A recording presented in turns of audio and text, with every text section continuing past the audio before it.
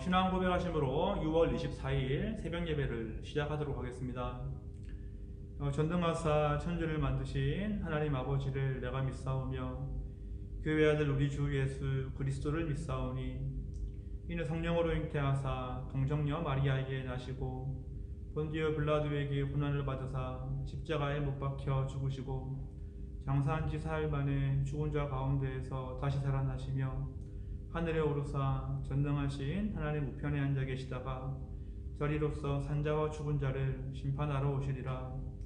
성령을 믿사오며 거룩한 공예와 성도가 서로 교통하는 것과 죄를 사하여 주시는 것과 몸이 다시 사는 것과 영원히 사는 것을 믿사옵나이다. 아멘. 하나님 아버지 감사합니다. 오늘 새벽에 우리에게 또 생명의 말씀을 허락하여 주시옵시고 정말 주님께서 말씀을 통하여서 우리에게 교훈하실 때에 그 말씀이 아멘으로 화답할 수 있도록 우리의 마음을 열어주시옵소서. 오늘 하루 살아갈 때에도 교만한 마음으로 살아가는 것이 아니라 주님을 온전히 의지할 수 있도록 하여 주시옵시고 우리가 살아가는 장소 가운데 주님의 사랑을 드러낼 수 있도록 우리와 함께하여 주시옵소서. 이 모든 말씀 살아계신 예수 그리스도의 이름으로 기도드렸습니다. 아멘. 오늘 새벽에 함께 나누어볼 말씀은 누가복음 9장 37절에서 43절 말씀이 되겠습니다. 제가 말씀을 봉독하겠습니다. 이튿날 산에서 내려오시니 큰 무리가 맞을세 무리 중 한 사람이 소리질러 이르되 선생님 청컨대 내 아들을 돌보아 주옵소서. 이는 내 외아들이니이다. 귀신이 그를 잡아 갑자기 부르짖게 하고 경련을 일으켜 거품을 흘리게 하며 몹시 상하게 하고야 겨우 떠나가나이다. 당신의 제자들에게 내쫓아 주기를 구하였으나 그들이 능히 못하더이다. 예수께서 대답하여 이르시되 믿음이 없고 패역한 세대여 내가 얼마나 너희와 함께 있으며 너희에게 참으리요. 내 아들을 이리로 데리고 오라 하시니 올 때에 귀신이 그를 거꾸로 틀리고 심한 경련을 일으키게 하는지라. 예수께서 더러운 귀신을 꾸짖으시고 아이를 낫게 하사 그 아버지에게 돌어주시니 사람들이 다 하나님의 위엄에 놀라니라. 아멘. 오늘 말씀을 보면 예수님은 화가 많이 나신 것 같습니다. 그래서 제자들을 꾸짖는 모습을 보여주고 계시죠. 41절 말씀을 제가 읽어보겠습니다. 예수께서 대답하여 이르시되 믿음이 없고 패역한 세대여 내가 얼마나 너희와 함께 있으며 너희에게 참으리요. 예수님 제자들에게 화를 내시면서 믿음이 없고 패역한 세대라고 말씀을 하고 계십니다. 그렇다면 예수님은 왜 이러한 말씀을 하셨던 것일까요? 그 배경을 보면 다음과 같습니다. 예수님과 그의 세 제자 베드로, 야고보, 요한이 산에 올라가 있을 동안에 귀신 들린 외아들을 가진 어떤 사람이 산날에 남아있던 제자들에게 아들을 데리고 찾아왔던 것이었습니다. 그런데 어떻게 되었습니까? 제자들은 귀신을 쫓지 못하는 모습을 보여주었다라는 것이죠.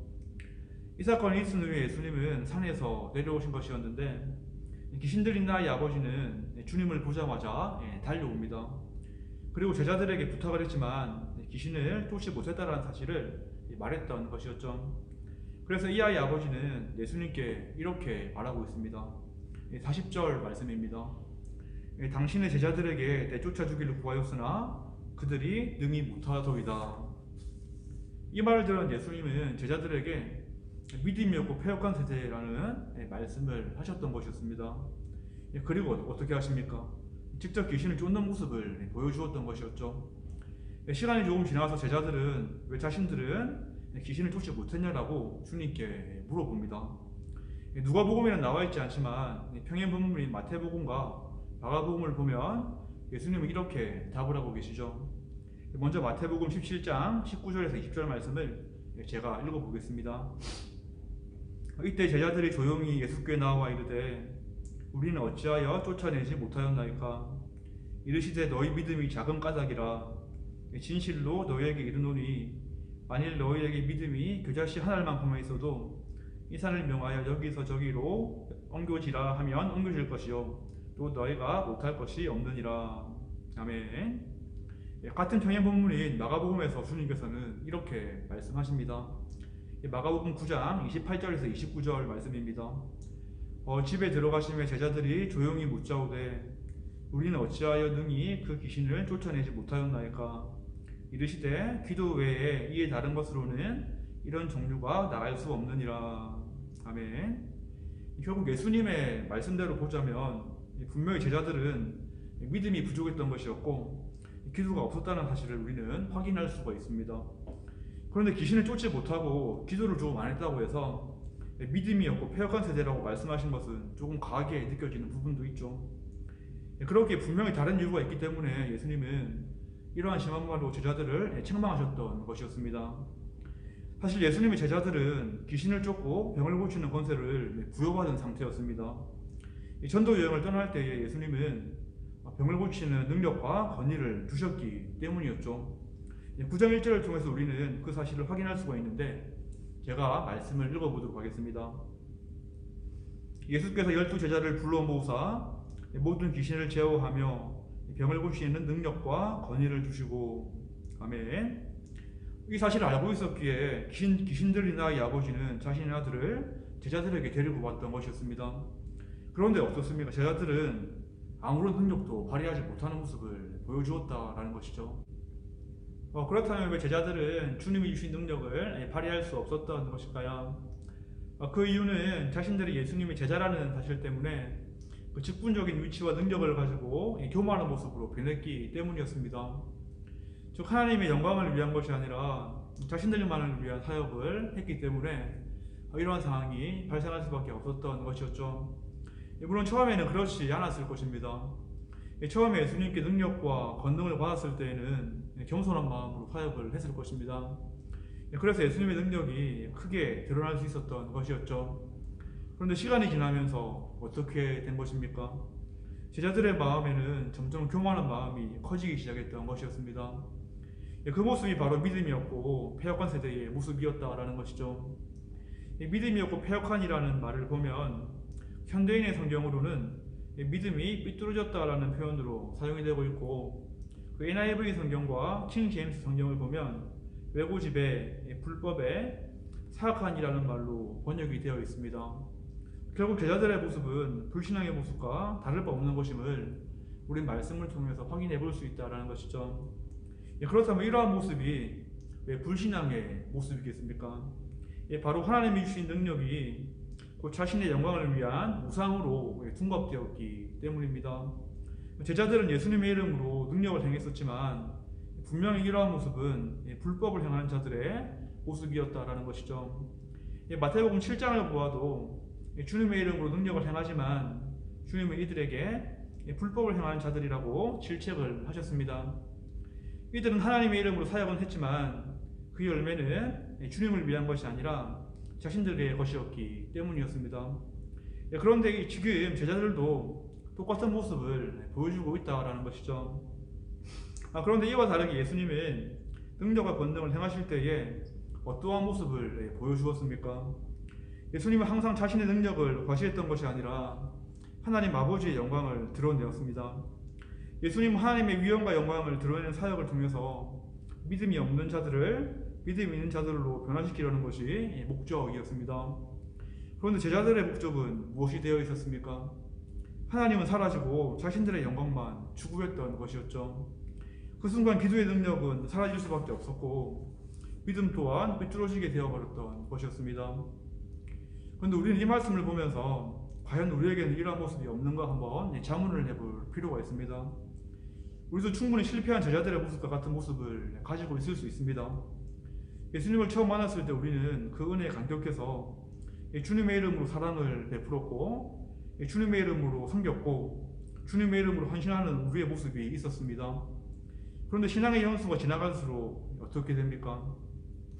그러한 사랑과 헌신과 섬김과 봉사를 주님이 주시는 힘과 능력으로 감당하는 것이 아니라 점점 내 힘으로 하는 우리의 모습이 발견됩니다. 기도를 하지 않습니다. 하나님의 능력을 의지하지 않습니다. 주님의 이름이 아닌 내 이름과 내 영광을 위하여 행한다는 것입니다. 그 어디에도 하나님의 자리는 없다라는 것이죠. 그래서 그 결과가 무엇이겠습니까? 어떠한 힘과 능력도 발휘되지 않는다라는 것이죠. 이 시대는 귀신에 들린 외아들과 같은 상태에 놓여 있지만 우리는 그 안에서 어떤 능력도 발휘할 수 없게 되어버린 것입니다. 이 땅의 사람들은 우리가 예수를 믿는다는 것 때문에 알고 찾아옵니다. 위로받기 위해 찾아오고 도움받기 위해 찾아오고 공감받기 위해서 찾아옵니다. 그런데 어떻습니까? 우리는 거기에 관심을 가지지 않을 뿐더러 아무것도 해줄 수 없는 처지가 되어버렸을 수도 있다는 것이죠. 이러한 모습이 바로 지금 제자들이 보여주고 있는 동일한 모습이었습니다. 오늘 말씀을 통해서 우리는 또한 믿음이 없고 폐역한 세대로 변한 건 아닌지 한번 돌아볼 필요가 있을 것입니다. 하나님이 중심이 된 것이 아니라 내가 중심이 되어 있고, 교회가 중심이 된 것이 아니라 내 개인적인 삶이 우선되어 있고, 기도가 우선된 것이 아니라 내 선택과 내 판단이 우선되어 있다면 그 모습은 불신앙의 모습이고 곧 믿음이 없고 폐역한 모습이 될 수밖에 없을 것입니다. 이러한 모습에 빠지지 않기 위해서 우리는 예수님과의 첫사랑을 날마다 회복해야 할 것입니다. 나를 처음 만나 주었을 때의 그 간격을 계속해서 회복해야 한다는 것이죠. 그래서 그 사랑의 힘으로 우리는 다시 하나님을 섬기고 기도의 자리로 나아가야 할 것입니다. 그러면 하나님은 다시 사랑할 수 있는 힘을 주실 것이고 헌신할 수 있는 힘을 주실 것이고 귀신 들린 나이처럼 경련을 일으키고 있는 이 시대의 사람들에게 하나님의 능력을 전달하는 자로 우리를 분명히 세워주실 것입니다. 믿음이 없고 폐역한 세대가 되는 것이 아니라 믿음이 있고 신실한 세대가 되는 모든 분들이 되기를 바라겠습니다. 늘 우리가 행하는 삶의 시간들과 사역들 가운데 내 힘이 아니라 하나님을 굳게 의지하면서 늘 주님의 영광을 드러낼 수 있는 모든 분들이 되기를 주님의 이름으로 축원하겠습니다. 기도하겠습니다. 하나님 아버지 감사합니다. 오늘 말씀을 통하여서 또 우리의 모습을 돌아보게 됩니다. 우리도 정말 믿음이 없고 폐역한 세대가 된 건 아닌지 우리들의 마음을 잘 들여다볼 수 있도록 하여 주시옵시고, 사역을 해나감에 있어서 그리고 우리들의 삶을 살아감에 있어서 나만을 위한 삶을 살아가는 것이 아니라 나만을 위한 사역을 하는 것이 아니라 정말로 주님의 영광을 위해 살아갈 수 있는 우리가 될 수 있도록 우리 가운데 은혜를 허락하여 주시옵소서. 그러한 마음을 통하여서 이 땅을 변화시킬 수 있도록 하여 주시옵시고, 신음하고 있고 아파하고 있는 영혼들을 우리가 품을 수 있도록 주님께서 능력을 허락하여 주시옵소서.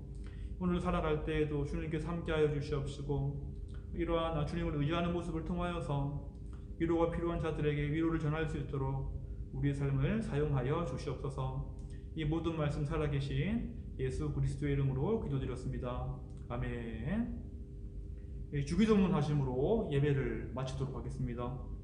이 하늘에 계신 우리 아버지여, 이름이 거룩히 여김을 받으시오며 나라가 임하시오며 뜻이 하늘에서 이루어진 것 같이 땅에서도 이루어지이다.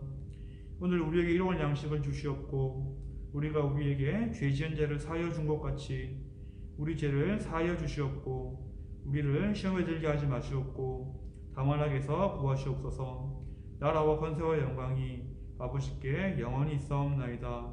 아멘.